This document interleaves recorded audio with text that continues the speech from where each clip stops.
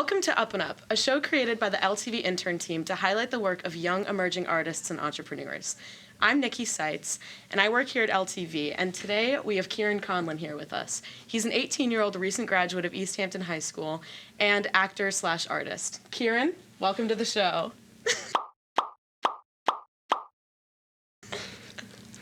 Kieran, you've been acting regularly since middle school. What was your first ever role? My first ever role was Bert Healy in Annie Jr. at Spring School. It's a good part. Yeah, really good part. And funny enough, it was a singing role, but they had to remove the singing aspect from it because I refused to sing in my audition. just almost cried on stage, but I was fine.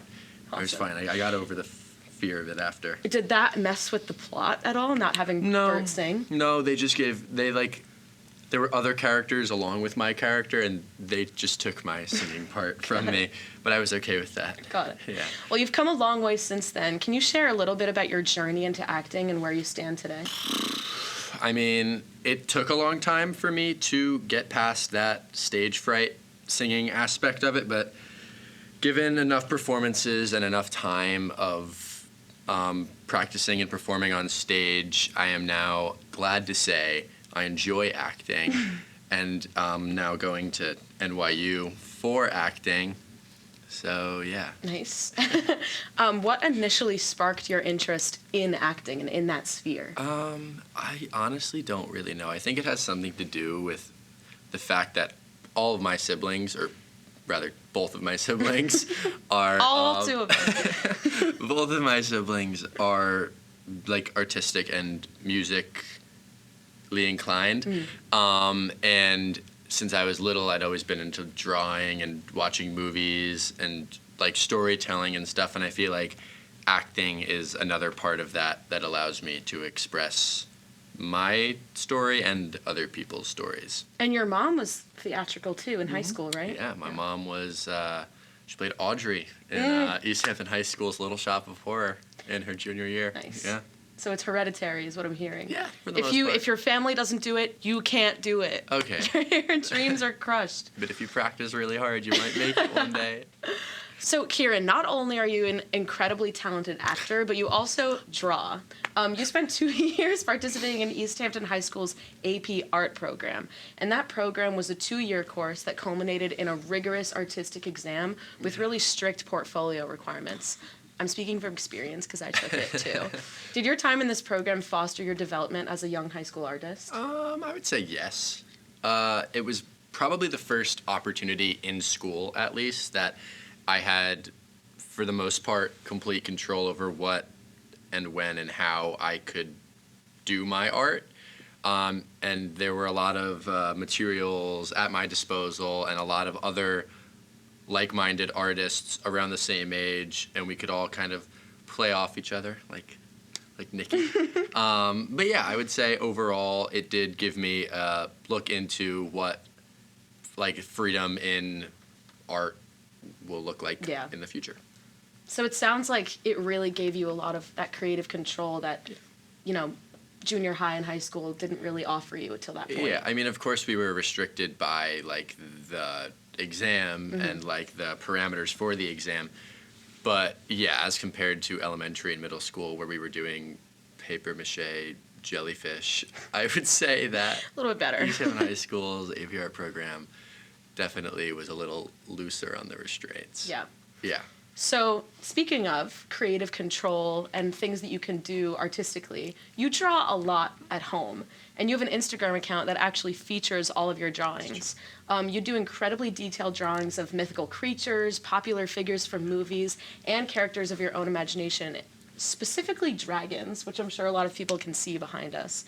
What drew you to drawing dragons in particular and these creatures that are so weird? No, they're not weird. They're imaginative. They're imaginative. What draws you to these imaginative characters? I would say it stems back to, like, young Kieran, because I was super into animals as a little kid, still am.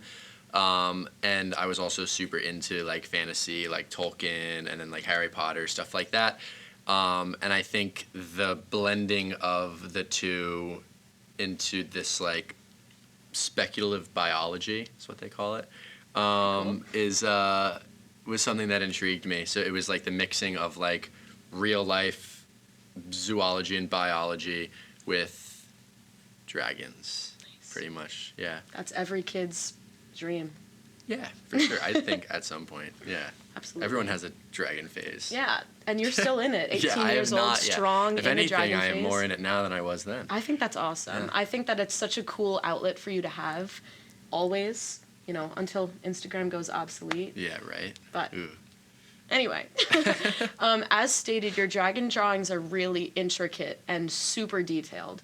On average, how much time do you spend on each of your pieces from start to finish, given that they're, physical? I mean, it definitely depends on, like, which one I'm doing. Like, if I reference the ones behind me, this blue one took significantly less time than this one over here, partly because I was more, like, determined to do one. It was earlier in the school year that I did it, too, so I still had that motivation to get working. But it takes between 2 to, at times, like, 10 plus, 20 plus hours, depending on what I'm drawing and how into the drawing I am. Yeah. Do you have a drawing that you're the most proud of? I would say this one right here, just because of how long it took me and how long it took for me to really, like, lock in and get it done. I had, like, half of it done for, like, the longest time, Yeah. and then, like, in, like, a 2-hour span, I finished the rest of it. And there hasn't been a drawing that I am not necessarily even proud of. Like, I think I've done better work than that, but it's, like, the fact that I finally got it done. Yeah. It was a burden off my shoulders, yeah. These pieces, considering how much time they take you, must be really important to you, especially keeping that physical painting that took you so long. But they would look really good in my dining room. Oh. So, like, Oh, do you want to really? sell it? Do you often sell your artwork? And have you ever considered turning your passion for drawing into a full-time commission-based career? I've definitely considered it. I've sold artwork in the past, and I would definitely do it again. I'm open for commissions on my art Instagram. It's tough to find people who want to buy paintings and drawings of dragons, truthfully. Why? It's not really, like, super popular as of now. Yeah, you're just But, ahead of your time. Yeah, you're right. Yeah, a modern Picasso Yeah. is what they call me. We'll get to that later. No, I would totally be open to having a career in art. It's not where my focus is exactly right now, in that form of art, obviously, but I'm not going to give up on it. And if that is where my life leads me, I guess that's where I'll be. Yeah. Yeah. So you talk about where your life is leading you. You're going to NYU for drama. And because you're both involved in drawing and acting, how do you manage to balance your time and energy between both of these artistic mediums, given that you take them both really seriously? I mean, I have always considered drawing and, like, painting to be more of a hobby, so I normally do that with my free time, but I also don't think that I would always have to limit myself to one or the other, because when I'm drawing, I can still watch videos and watch movies and still, like, enrich my mind in that aspect as well as drawing. And then when acting, I feel like the action of performing a story oftentimes can add to my own drawing when I'm not acting. Like, there's a lot of, like, give and take when it comes to that kind of stuff. Like, there's a lot I can learn from both and then use in the other. So, yeah. So they complement each other is what you're saying. Exactly, yeah. Got it. Speaking of Pablo Picasso, do you have a favorite role that you've played and so far, and why? I'm just assuming. Yeah, no, I do, yeah. My favorite, I would probably say, has been, I mean, I've had a lot of fun roles, like Yeah. Black Stash and Peter and the Starcatcher was really fun. Willard Hewitt and Footloose, but I'd say my favorite ever, probably the character from the Glass Menagerie I did last winter, Jim O'Connor. It was one of the first really, like, serious, like, shows that I've done where it's like it actually kind of had, like, a burden on me to, like, take part in it, because, like, I try to fully, like, become the character, and when the character isn't always the most happy-go-lucky. Sometimes that can kind of suck. But yeah, I would say that character is, on the surface, relatively shallow and not very complex. But when, like, learning the lines and learning the character, I've felt that he's got a lot going on. And I kind of resonate with him from time to time. But yeah, he's just a cool guy. Cool guy. Jim, yeah. Gotta love Jim. Gotta love him. In the future, if you had one role to play, what would it be and why? If you had asked me like 3 years ago, I would have said Javert from Les Miserables. He's like my guy. The coolest. He's the coolest. He's I mean, just the he's kind guy. of a jerk, but I find that the complexity of his character and his like change from like a to like a To a I think that that's really compelling, and I love that character. But as I've gotten older and I've gotten to become a better actor, I don't know if there's one specific role that I would want to play, because I honestly enjoy kind of I wouldn't want to play a role that has already been done and made, like, become a actor already. You know what I mean? Like, when you think Daniel Radcliffe, you think Harry Potter. When Yeah. you think Robert Downey Jr., you think Iron Man. I would want to be the actor to make a character me. So what you're saying is your dream role hasn't been written yet. Sure. Yeah. Yeah. Sounds yeah, good. Exactly. No, I like that. I like that you're thinking that far into the future. I think Yeah. that that's I really... mean, I feel like I have to. Yeah. Yeah.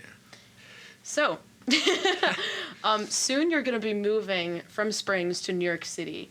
How do you think being in this new environment, like New York, is going to stimulate your artistic growth? I mean, it's a big jump from East Hampton to New York. It's a very big jump. Yeah. How do you feel about it? It's a little nerve-wracking, for sure.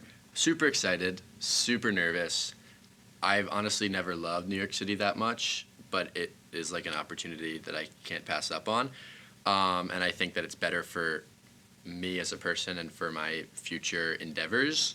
And I think that being in a city surrounded by artists and around other students who are doing the same thing as me will definitely expand my outlook on my own art and life as a whole.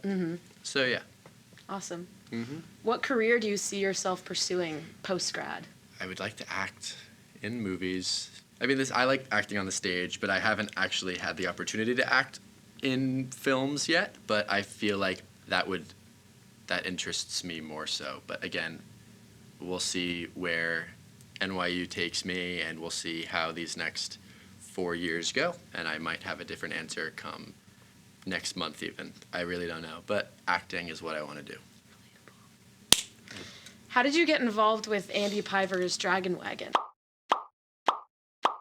I've known Andy forever, a long time, because so I grew up with his two sons. His son is my sister's age, and I am a year older than his other son. So we went up through school together, and Andy had noticed my artistic interests at a young age. So whenever he had seen me, we would always talk back and forth about art and comic books and movies and stuff like that. So when he told me that he was starting this mobile comic book shop, I thought that was super. And it was actually something we had talked about a few years ago, of him trying to open up a comic book thing in East Hampton. And then once I found out that he was actually doing it, he had commissioned me to draw I did a digital painting for a short story that he had written, and yeah, he just DM'd me, Just and happened. yeah, and now we're partners. Business partners. Yeah, sure.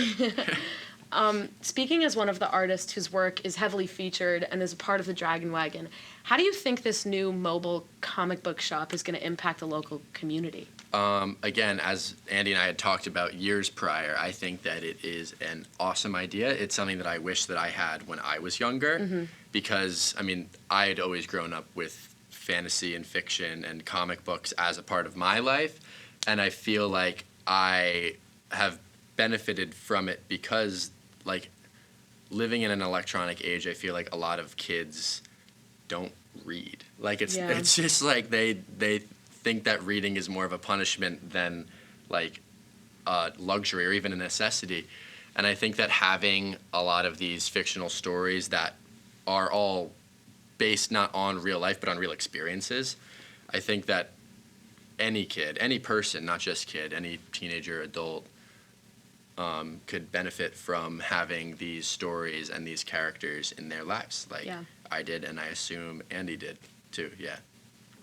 Cool. You answered my last question, so that's it. Oh. I was gonna say, was it something that you would have wanted growing up? Yeah. Yeah. Yeah. It is. Yeah. Yeah. Yep. Awesome. Kieran, thank you so much for joining us today. Thank you Best so of much luck for in all of having your me. future endeavors. As I did with your sister, I'm going to do an awkward handshake just to end off this interview.